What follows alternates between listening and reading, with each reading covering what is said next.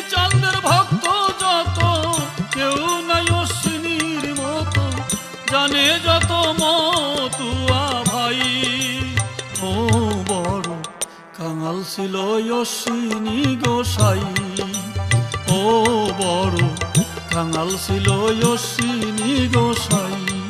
আমার হরিচন্দ্রের ভক্ত যত, কেউ নাই অশ্বিনীর মতো, জানে যত মতুয়া ভাই। ও বড় কাঙাল ছিল অশ্বিনী গোসাই, ও বড় কাঙাল ছিল অশ্বিনী গোসাই।